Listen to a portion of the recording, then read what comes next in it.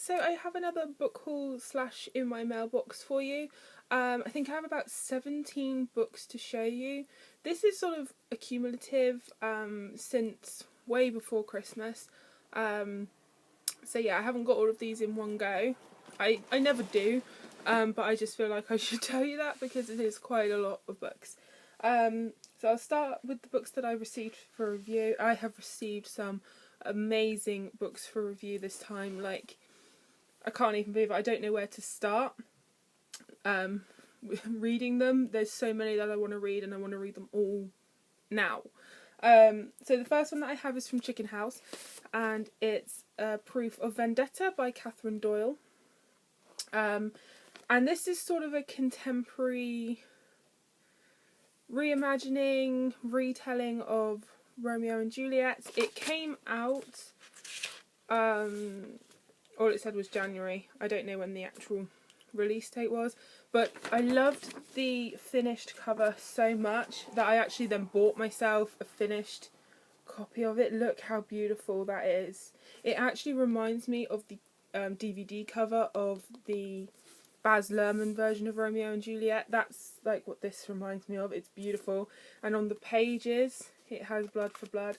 So I haven't read this yet, but I loved this cover and the premise of it so much that I had to have a finished copy. So I'll probably read my arc, and I will probably either give this on to a friend or give it away.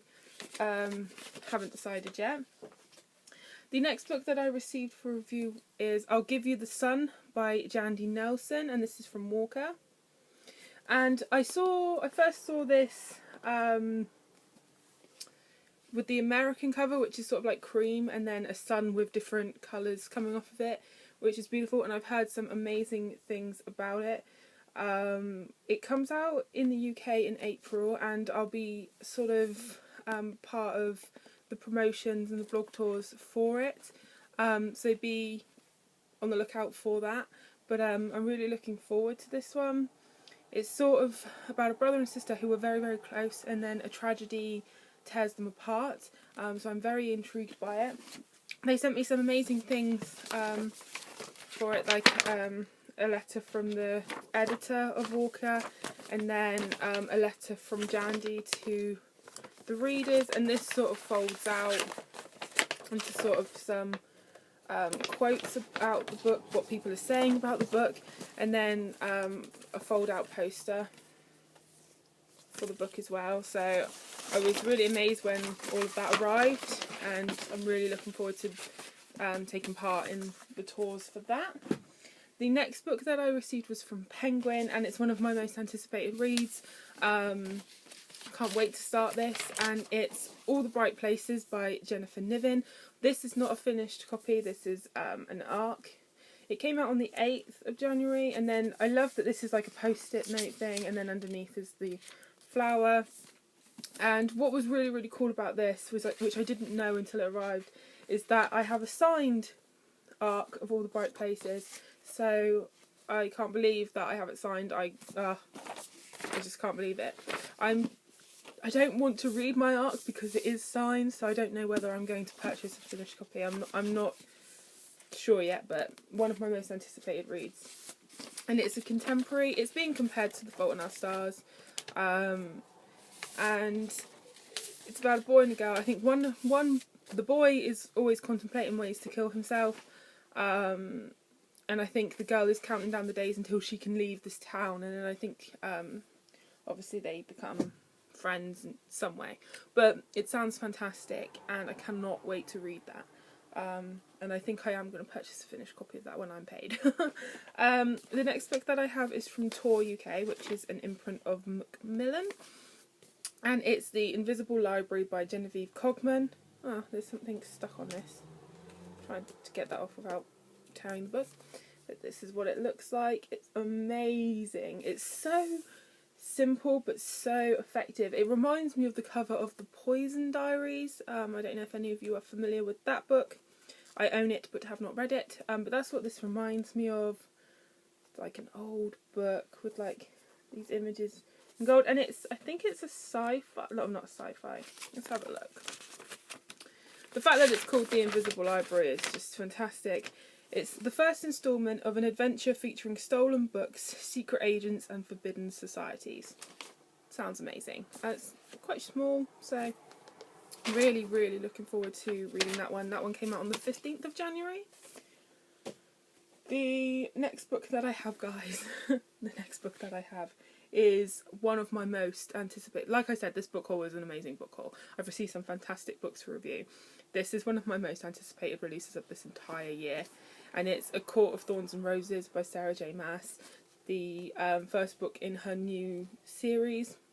It doesn't come out until the 7th of May. The urge to read this right now is huge. I probably will because I'm so excited for this book. I love Throne of Glass by her. So the fact that she is retelling Beauty and the Beast, which is one of my favourite fairy tales ever, it's being retold by Sarah J Maas, who wrote Throne of Glass, which is one of my favourite series. So this is a big deal for me. And when this arrived, I didn't know that I was receiving it. So when it arrived, and oh my god, I actually only got it last night. When I'm recording this, I only received it last night, and it's insane. And the publisher was so cool. They also included this sort of mask, which I assume is relevant. They included that with it, which is probably one of the coolest things I've ever received from a publisher, like hands down. Thought that was so cool. The next one that I received was from Mirror Ink, and that's Talon by Julie Kagawa. I love that we have the same sort of cover as the US. I'm really glad they didn't change that. It's still textured, and we still have, if I can open the book, still have the dragon on the inside. Would have been nice if it was hardback, but then it wouldn't go with any of my other editions of Julie Kagawa's books. All my books of hers are in paperback, so that sounds amazing. And then the next three that I have are from